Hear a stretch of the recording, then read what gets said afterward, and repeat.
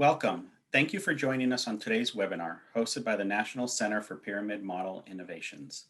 My name is Victor Trinidad with NCPMI. This webinar is part of the Within the Framework webinar series and is titled Experiencing Inclusion Through the Pyramid Model, New Resources from NCPMI, presented by Alyssa Rausch, Ben Reapy, and Phil Strain. Thank you very much. Please proceed. Good afternoon and good morning to our friends in the West. I'm assuming some of our friends in the West are on this call. I'm Phil Strain, the director of the Positive Early Learning Experience Center at the University of Denver, and I'm here with my best buds, Alyssa Rausch and Ben Reapy, to tell you about some what we feel like are exciting new additions to the NCPMI website, specifically the new, improved, and totally awesome inclusion page is plural. Our primary reason to be with you today is to introduce you to some new materials and some not so new materials, reformatted and hopefully more accessible and impactful to your work. We want to begin with a rationale, if you will, a rationale for the hand-in-glove relationship between striving for high-quality pyramid practices on a program-wide, statewide basis, and doing the same thing around expanding high-quality inclusion options for children with developmental disabilities. Next slide, Ben. So we want to start with a review of some data, if you will. Hopefully not a boring review of data. A review of some data that speaks, not to just the complementary relationship between the pyramid model and high quality inclusion, but we would argue that both initiatives to develop high quality pyramid sites, to develop high quality inclusion, they're more like oxygen and water for one another. They are the essential life ingredients that can make both better. If you're not convinced of that right now, that's our first objective for today, is to hopefully convince you that makes a lot of sense. So what are the data that compel us to make that conclusion? Next slide. So we know, first of all, that high quality inclusionary settings have a powerful impact just by themselves. Just having kids with special needs in proximity to typically developing children at the right ratio, and that ratio is 2 to 1 or greater. What you get from that, you actually get something for free. That's a cool deal in our field, that's for sure. And that is, you get fewer challenging behaviors. And I don't just mean fewer challenging behaviors for children with developmental disabilities. The data suggests you get fewer challenging behaviors for otherwise typically developing children also. That's fact number 1. Here's fact number 2. Even in high quality inclusionary settings, here's what happens. Occasionally, especially in free choice kind of activities, in free play, children will naturally segregate themselves.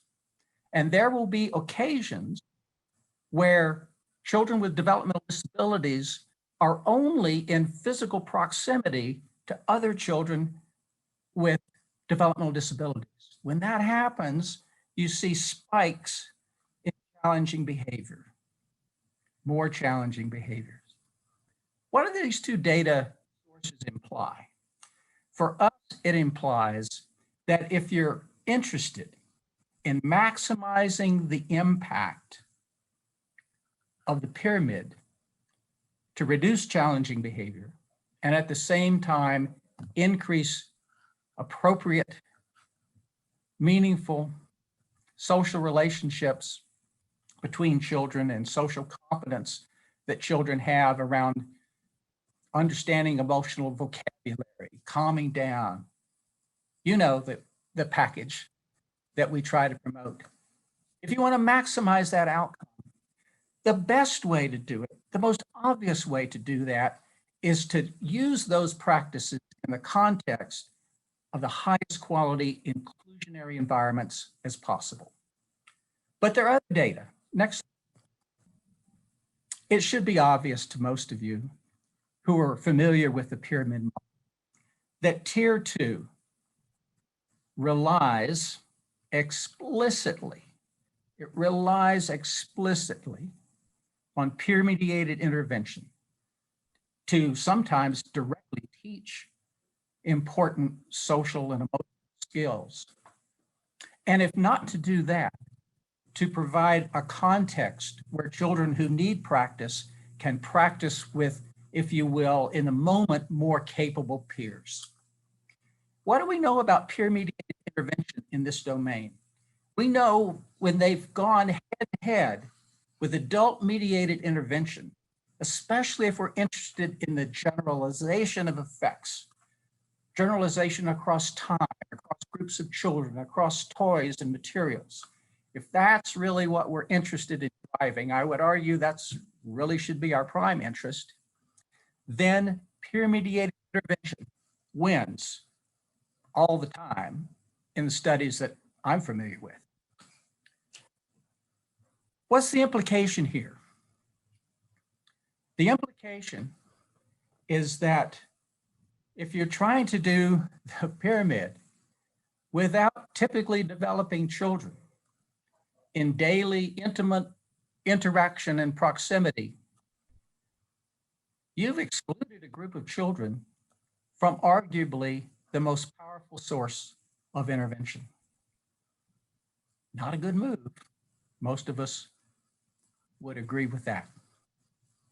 There's some other things to consider also about the intimate relationship that ought to exist between driving home high quality inclusion and driving home at the same time high quality pyramid practices.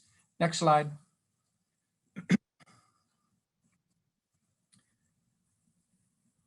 At the Pele Center, we were able to do a little Bootstrap study a couple of years ago, which was enormously informative to us.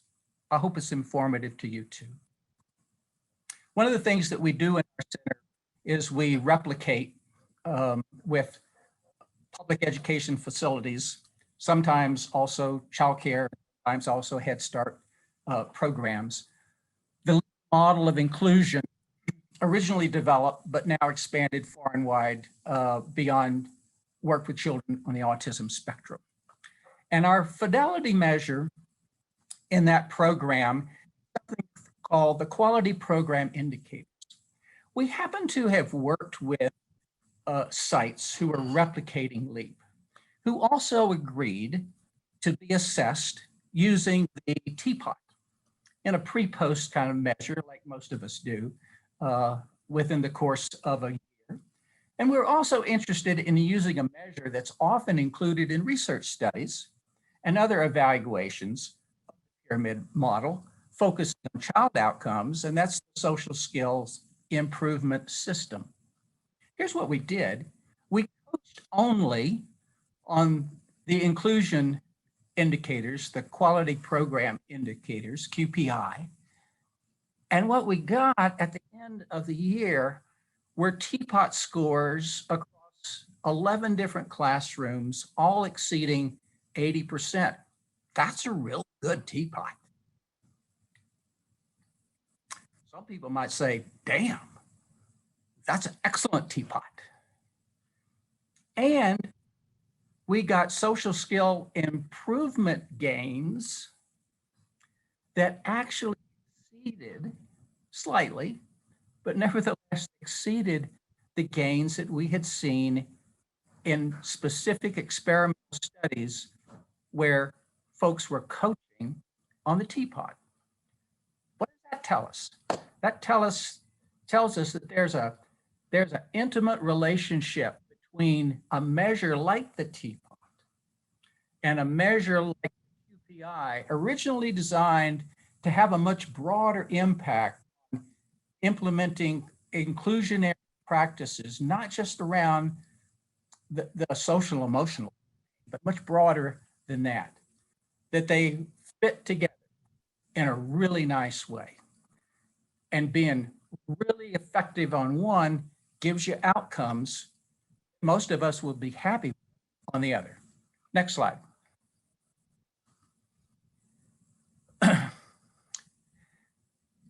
So let's be real for a moment. Those of us who originally developed the teapot had spent most of our professional career doing research on, advocating for, and doing technical assistance around inclusion.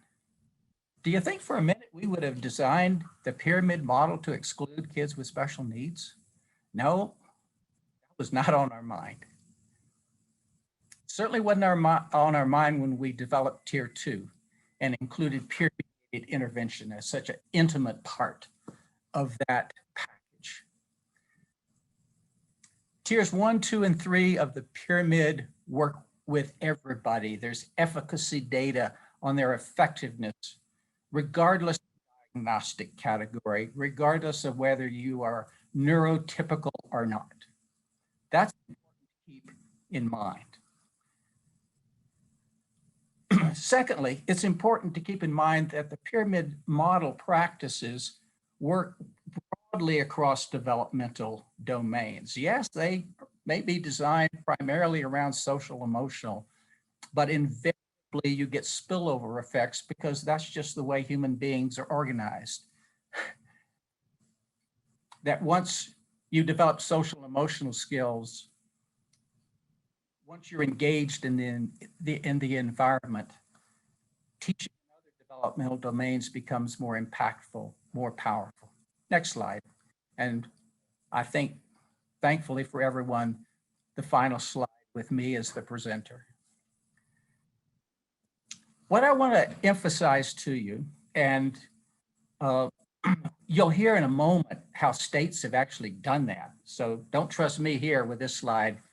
Save your trust for a few moments later.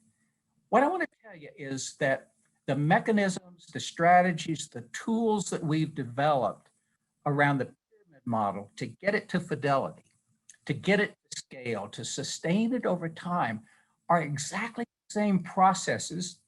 Yes, the measurement systems perhaps, but the processes, the implementation science steps that are so critical in installing the pyramid are the same. Nothing changes in installing high quality inclusionary environments. So let's hear how that's actually been realized on the ground with a number of different state initiatives. Thanks, Phil. I am just going to share for a few minutes before we get to the really good stuff, some examples that we have received from states. These are just a couple of examples. There are many, many more out there around how states are being innovative to integrate pyramid model, inclusionary practices, and some of those initiatives that really require lots of thinking. And then I just also wanted to take a moment to thank 146 of you I see on this webinar right now for being here on a afternoon or late morning and being part of this discussion on pyramid model and inclusion, because this is obviously work that we're really passionate about, and we've been very fortunate to work with states that have been passionate about it too, and we're just so happy to be sharing it with you. So thanks for being here. I want to start by highlighting one state and some of the work that they've done around pyramid model and integration with inclusionary initiatives. And so what they have done is Iowa has embedded lots of things around program-wide leadership and the teams associated with program-wide leaderships into their QRIS. And they have also created some beautiful relationships with childcare resource and referral that have really allowed for special education to reach into childcare, family childcare, and really support lots of initiatives around pyramid model, as well as supports for children with disabilities. And so they've done that through a series of MOUs or memorandums of understanding. And that has been a really powerful tool to get both pyramid model as well as inclusionary practices into childcare and specifically into family childcare. Go ahead to the next slide. Both Iowa and Pennsylvania were part, as well as some other states, were part of an initiative or a targeted TA that we did this over the course of the last 2 years around innovative things that are happening. And so I'm featuring both of these because they were part of our work related to pyramid model and inclusion and really digging deep into that. So this example is shared from Pennsylvania, and what they have done is they've really thought about what does it take to do program-wide implementation, and again, really at that program-wide level, thought about those leadership teams. And what they've done is embedded into that team approach a special educator role or a consultative role, so that those program-wide leadership teams are thinking deeply and planning and really have inclusion at the front of their minds and children with disabilities at the front of their minds. So when they're making decisions at that program-wide level around family partnerships, around staff buy-in, around challenging behavior, they're getting support from special educators and related service providers that are really helpful in making decisions that are inclusive of children with disabilities. And so as a result of that, they've really been able to build their capacity, and they have both very, very strong pyramid model as well as inclusionary settings. Ben, go ahead to the next slide. Thanks. I want to highlight something that the state of Maryland has done as well.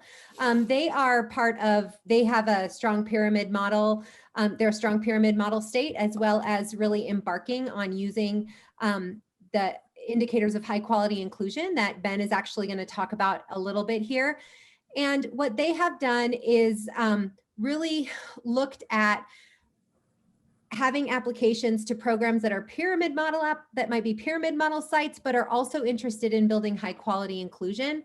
And they've done a grant process around this. And so those programs that have applied, or those districts that have applied, receive training and support around both of those initiatives together. So it's happening in all of these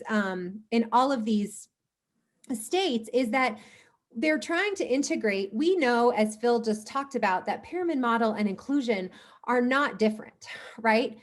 What we need to do is show folks that if you're doing pyramid model, you can also do inclusion. If you're doing inclusion, you can also do pyramid model. And it's not as if we're adding on to the plates of teachers and saying, here, this is more to do, or you need to do this or that, but rather these are really nicely integrated in a way that makes sense and can be really done in tandem and have a lot of supports that do each of those. And this is one way that Maryland has thought about that. Go ahead to the next slide, Ben. And then the last state that I just want to talk about, something that they've done before I turn this over to Ben so that he can really talk a good amount about some of the indicators and things and resources that we have on the website, is I want to highlight what Colorado has done. So as some of you may know, Colorado generally has a very high indicator 6 related to least restrictive environment. It's one of the highest in the country. It's at 80-some%, indicating that most children receive a good amount of their services in the regular education environment here in Colorado. But they knew that that sometimes the practices, that indicator doesn't really necessarily measure what practices are happening. It only really measures location.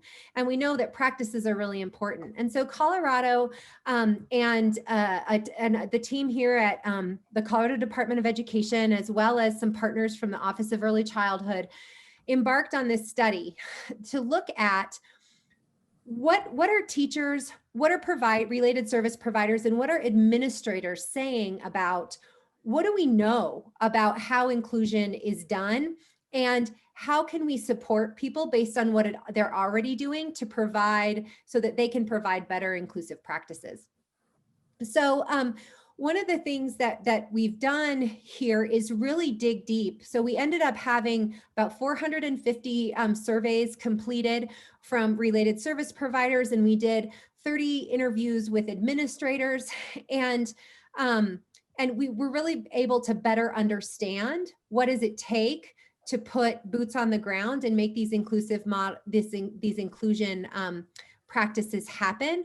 And what does it take to sort of make sure that lots of good things, pyramid model and inclusion practices, are happening when children are in an environment together. So there's more resources on all of these that I've discussed here. Ben is going to show you in a little bit here when he navigates the website, a new white paper that we have out on just some examples, as well as the research base on why pyramid model and inclusion are such a good blend, and are such a good partners to work together. And so he's going to show us that, and these examples from these states as well as from other states are listed in that as well. Ben, you're up. Thanks, Alyssa.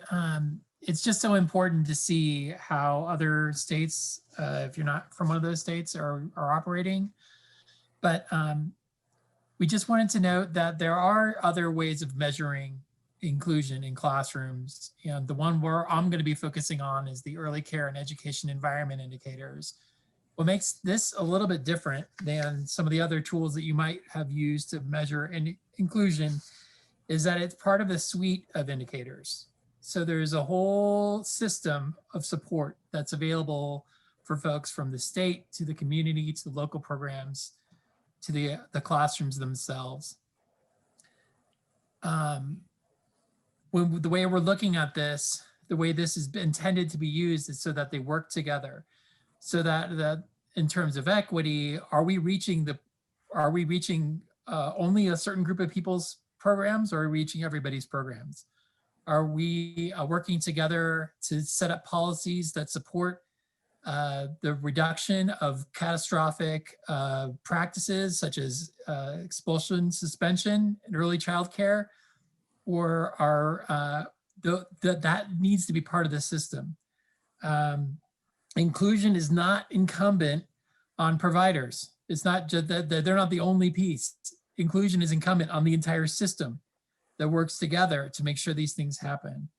To quote Peter Gabriel's BICO, which is like stuck in my head for the last month, you can blow out a candle, but you can't blow out a fire.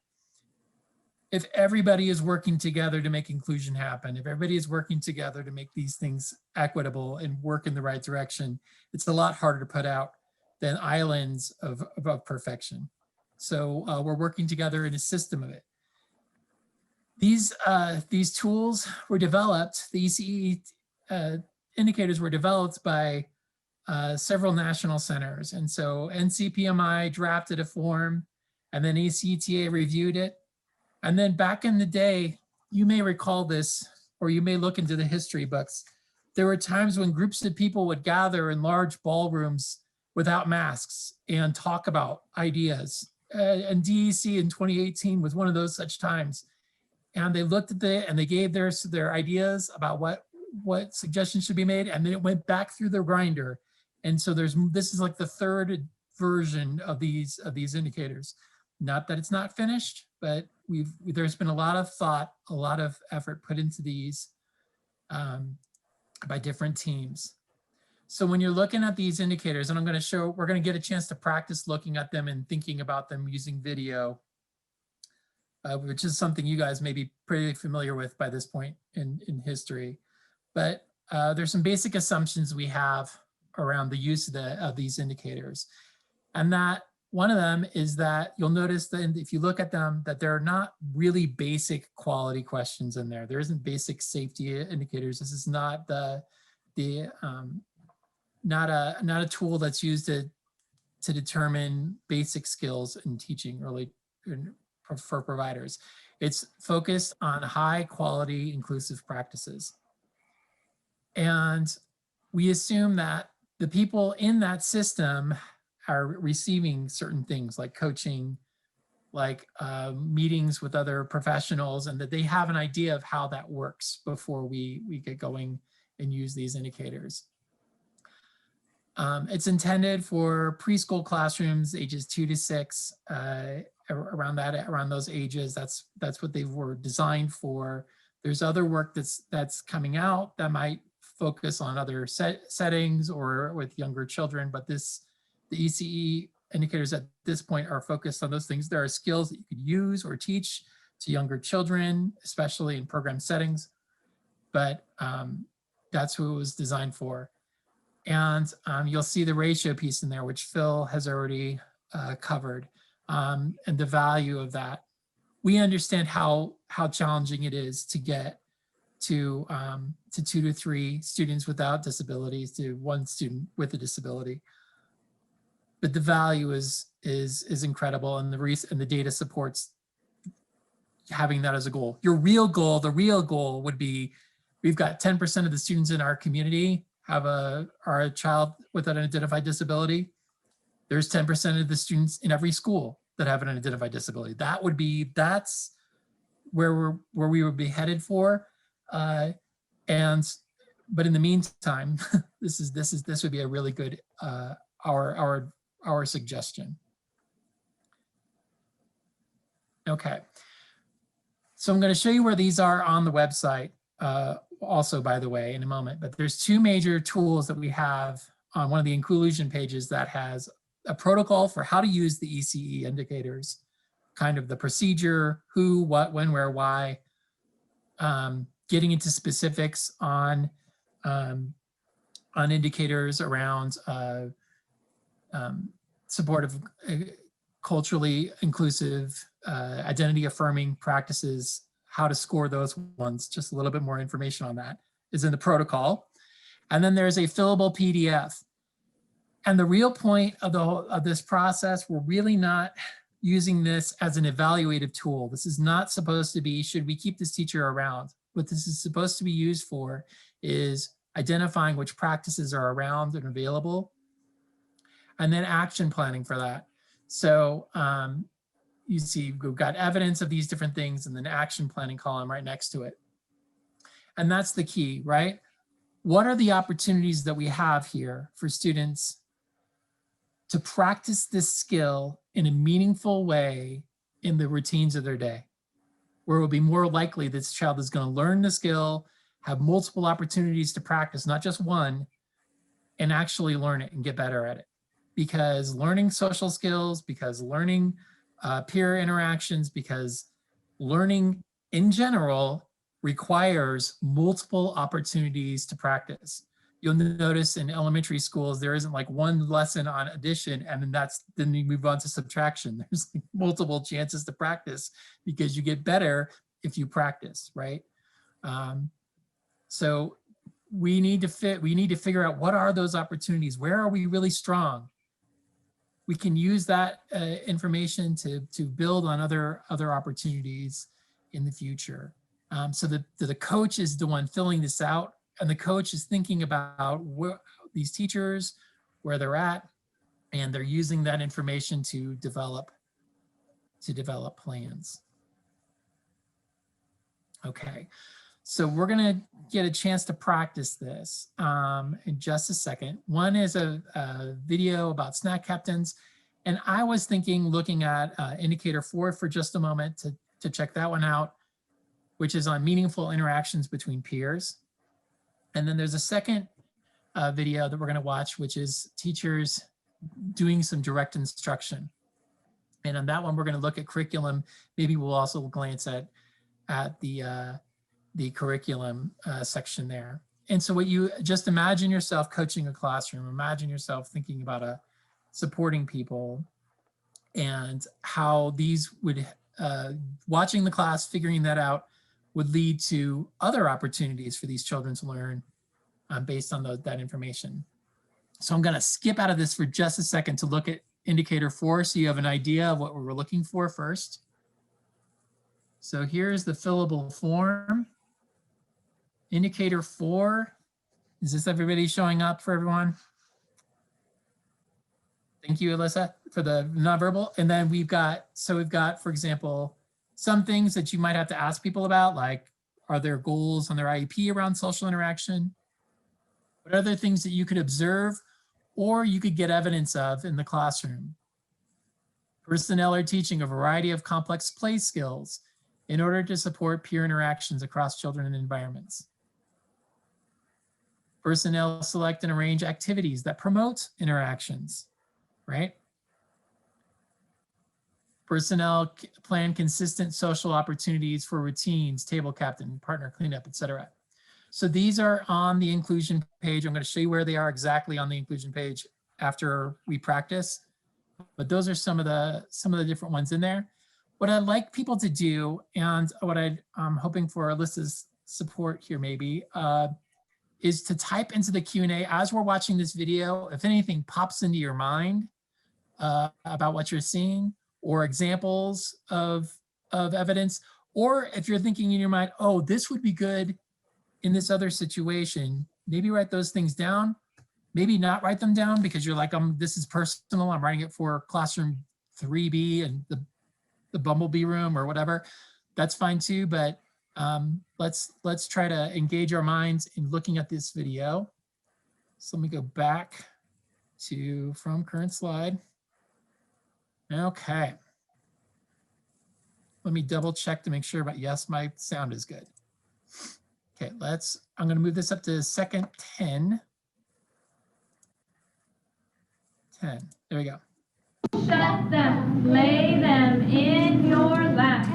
All right, today, my friends, we have crackers, water, and apples to ask for. Please make sure you use your snack captain's name.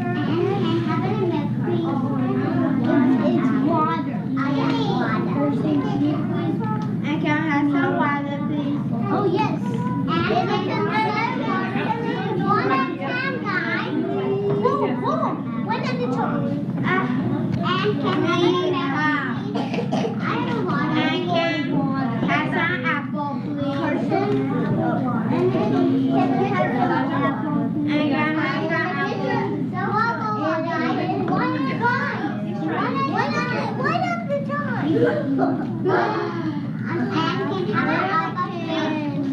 Ask for crackers. I can have some crackers, please. And can have some crackers,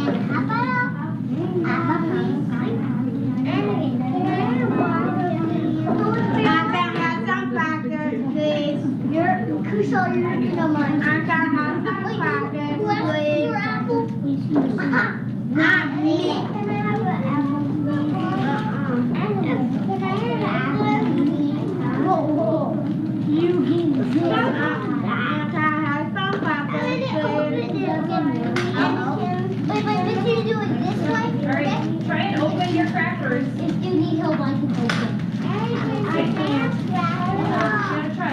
So there's a little spot. Oh, Elijah got it. So you're just gonna clear. Just do it like this. And just your finger. Got it. Just like that. And Get if it? you get it, then we can smack it. What? You got it. All right, so I'm gonna see if you can get it. I can have. No, what can you do?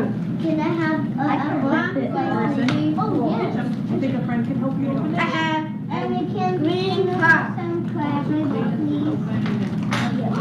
One of them will help you grab them. Opportunities to practice, right? So there's multiple opportunities to get through, to request things, to ask for things, to use somebody's name. Anyway, and I'm also noticing that there are certain students in the room that are asking for things are having to be incredibly persistent in getting their needs met, even though they're following the rules, right? I'm looking at the kid in the red shirt. All right, so Alyssa, do you mind sharing? Are there questions or thoughts in the Q&A? Yeah, so Roxana said, the child was able to model to his peers how to open the cracker bag. A lot of back and forth dialogue amongst the peers. Absolutely, Roxana, that is one of the things that we wanted to show. There's very little teacher involvement, right? Like this is all very peer generated.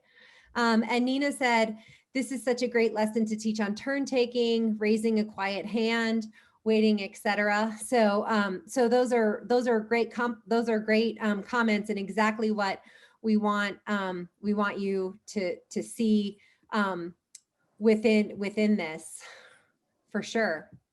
And Denise said, I really like having a student as a snack captain, wondering though about COVID and its impact on these opportunities. Of course, Denise, as you can see, this was done pre-COVID, but the hope is certainly with enough hand washing and things like that, we'll be able to return to some amount of this. But it could also be, if they can't share it at food, they could also share glue sticks. They could share lots of lots of other materials as well, so that it's if the food becomes an issue. And Janice Stockholm just typed in, I imagine all the pre-teaching that went into this, right? And so this would be, there's lots of examples of clearly, because of the language kids are using, the sort of mimicked language where the girl is saying, stop, wait, one at a time, please. And then he's like, stop, wait, one at a time, please. That's too rehearsed. I mean, that seems like a pretty clear example of this was stuff that was taught, right? And yeah, you see this, and then now in your action plan, it might be, I wonder, thank you, Phil, the pre-teaching that occurred at Circle, right? They practiced this, and then now we're doing it for real in a meaningful setting. It could also be an art activity. It could also be playing with other materials or manipulatives, right? Your brain opens up all sorts of ideas of possible opportunities. And if you have those systems set up where there's a demonstration program and kids are coming in from their first, for their first practicum, and they're observing these classrooms because that's where the community college has sent them to go with this in mind. Now you're starting to cook with gas. Now you're starting to make the bigger changes that you're hoping for. Yes, excellent. Okay, so I'm going to go into. I'm sorry, I don't mean to interrupt. There was just one more comment that was just talking about how teachers are also this is clearly part of the culture. Janine is commenting that teachers are clearly using this modeling as well. So this is not just what the kids do. This is what everybody does, right? It's a very inclusive community, and everybody has those nice skills. Yes, and what do we do when a child is unable to verbalize the things that they need, or ask those things? Well, now we're going to watch a little bit of, I'm sort of tip off what's about to happen. Now we're going to watch a little bit of what that looks like. There's some really great examples here. So I'm going to cut a little bit deeper into this just so you guys have more chance to ask questions and dig into it. But we're going to start here. These kids they've got their mouth up. Oops, that did not go James well. Young, you guys are too good. Okay, you ready? Brother woke up and he began to shout all together. The cows are in the corn and they won't come out. What do the cows say? They say moo, moo. Good job. Okay, brother told sister and she began to shout. Everybody, the pigs are in the pigs and they won't come out. What do pigs say? Good job. Sister told uncle and he began to shout. Ready, everybody. The goats are in the oats and they won't come out. What do goats say? Good job. Uncle told Auntie, and she began to shout. Everybody, the rams are in the yams, and they won't come out. What do the rams say? Nah, nah. Okay. Auntie told Father, and he began to shout. Ready? The bees are in the peas, and they won't come out. Good job. Good job, Hannah. Okay. Father told Mother he didn't shudder and she didn't pout. She grabbed her big ladle and she waved it all about. Then she banged and she clanged and she rousted them out. Go sit down, Colleen. Sit down, Michaela. Sit on a picture. Sit on a picture. Okay, everybody give yourselves a hand. You guys did a super job today. Thank you. And if you're ever wondering why the CRISPR was invented for genetic coding, just kidding. But these are the teachers you want for your kids, right? They're clearly engaged with the students. They clearly understand the special education, the value of using most to least and least to most effectively to get kids to be engaged. Those kids were engaged. Anyway, so let's stop talking about what Ben's opinion of the class is. Let's hear what you guys have to think about it. And let's slide down to a curriculum. I mean, signs, gestures, visuals, right? What were some of the things that you guys said? Go ahead and type it into the box. And I will wait for Alyssa's cue as to what people are saying. Yeah, so a couple comments now are coming in, Ben. Just that the cues, again, the cues to help children to stand and sit, and then the Big Mac button for participation. I think that that's a really important part of this. Karen said the same thing. You know, like really thinking about how do you use the Big Mac recording button? That's that big red button. And the child that was, you know, wasn't able to say it verbally was able to participate that way. And it was cool that another peer was holding that for her too. So lots of things around peer models. And then Amy said that the staff were behind the children to support and prompt. They weren't, you know, sitting on laps or in front of, but they were ready to kind of work that zone defense from the back there. Yeah. Mm-hmm. And then in the Q&A, you know, Kristen again commented, Roxana around verbal cue. Roxana said verbal cues and physical prompting. Again, Kristen, the augmentative communication for support. And Vicki, you're exactly right. Like there was some pre-teaching that happened around this, right? These children were familiar with the story and they clearly read it before and they knew it and they knew the animals and what they said. And so, yes, that was definitely a part of this that made it successful for kids. And Karen said the big book was another really nice point of engagement, as well as Dorothy commented on visual cues as well. So that's great. And then Kristen said lots of folks to assist. Absolutely. More comments around great visuals. And then Amy said, boy, there sure is an understanding of clear expectations during circle time. So all kids could see and be where they needed to be. So lots of great comments in here. Yeah, and then Janine reminds us to use stories for longer because kids might really like them and enjoy them and participate with them in different ways. And that's exactly right. Yeah, so lots of that activity ticks lots of boxes on that ECEE indicators. And this is why we love laminate, right? So you got the ram horns and whatever, and they're laminated, and then we can use them again in the future. Thank you guys for catching all those great strategies. and for seeing what that looks like, the hats to support imaginative play later, right? Yeah, absolutely. You can play that Ben, again in dramatic play. I'm sorry to interrupt again, but I wanted to comment just a little bit on, Denise said, boy, there's lots of adults available to support. And that's not the case in all programs. And so that is something definitely that we should comment on.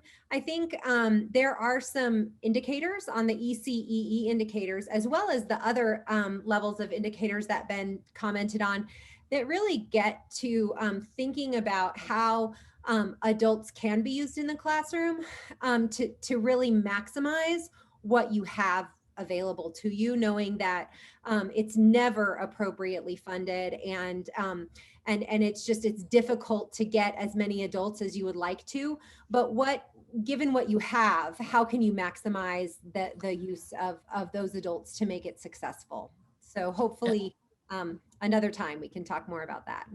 Yeah, and if you have like 2 special education teachers and they're working with 6 children, suddenly you're spending more money than you did on 2 classrooms with 2 assistants, and it just saying.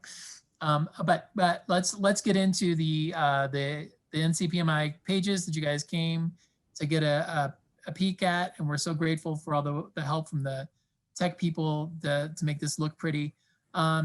The first page is just an overview of why inclusion, right? So we've got some joint statements from the EC and NAYC, Health and Human Services, and Department of Education, their policy statements.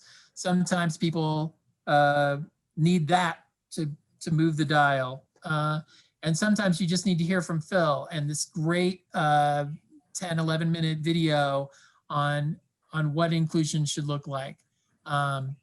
If you have not watched, congratulations. You're the winner of an awesome 10-minute video that will make you feel great for the rest of the weekend. It's very exciting. So the next page over is on how inclusion in the pyramid model fit together. So here is the white paper right here, fresh off the press. You get that new ink smell, like it's like you just got into a new car or whatever. So white paper here on that page. There's also a video from different folks who are using pyramid model and inclusion in their different settings. Sorry. Then here's the page that has those 2 tools I just went over. They're in the orange section. So there's the one on the left is the protocol. The one on the right is the tool to fill out. So this is what the protocol looks like. Talks about the purpose, which we've gone over basically in this video, in this webinar today. And then really big, how to score indicator 9 on culturally responsive and identity affirming practices. So there, it kind of gets into that. So if you're wanting to dig deeper into how does this impact equity, please check out indicator 9. Please check out the protocol. It gives you a little bit of pieces of advice around that. And then we've got the indicators themselves, the tool to score yourself. Again, there is a rating, but really this is not intended to be, it's intended to help us identify what are the great next steps we want to take with our team. Maybe you run in a mean circle time, but you don't run a mean circle time around how to run snack time, which is a nightmare. Run a mean circle time about snack time, which is a nightmare, and provide those opportunities to practice social interactions. And then there's the final page. Get ready to be happy if you like resources, because bam, look at all those tools here. There are links to the other inclusion indicators. Maybe you like to watch videos of people. Bam, here's Dr. Strain doing the OSEP keynote. Here are the folks from the Northwest and Special Quest giving a couple of examples of what it's like for the families, what it's like for the children, et cetera, et cetera. Exciting stuff there. And then other general resources, position statements, et cetera, located here. So those are the pages on the new website. Very exciting. And now, thanks for saying bam, Patricia, I appreciate it. Appreciate you. What we're going to do now is give a chance for you guys to plop your questions into the Q&A, and we will do our best to respond to them. I will also say, while we're waiting for those questions to come in, that, this is also, we're fortunate at NCPMI to have a lot of support from Victor, who's helping us with our webinar today, as well as Sarah Payton, who do just such an incredible job, that as resources become available, and as we continue to work on this, that we will for sure post these up there, and make sure that they get included in this work. I also encourage you to follow NCPMI on Instagram and on Facebook, because in both of those places, whenever a new resource is posted to the website, it pops up there. And so you can get an idea of, oh, hey, this is another sort of inclusionary resource that I can use in my pyramid model classrooms, and you'll get notified when those pop up, and see what they look like. But I think right now, let's see, we have a question in the chat. North Carolina is starting to look into this. Glad I tuned in. Good, glad it was helpful. This is definitely a great, an important piece of work that lots of states are thinking about, and how to integrate all of these things. So stay tuned for more. And we look forward to working with more of you on this. Ben, right now I don't see anything in the Q&A, so I think we're good, but you all have our contact information as well, moving forward. And I think that's it. Nothing here now, just a couple of thank yous. Thank you for being here. Ben, should we pass it over to Victor?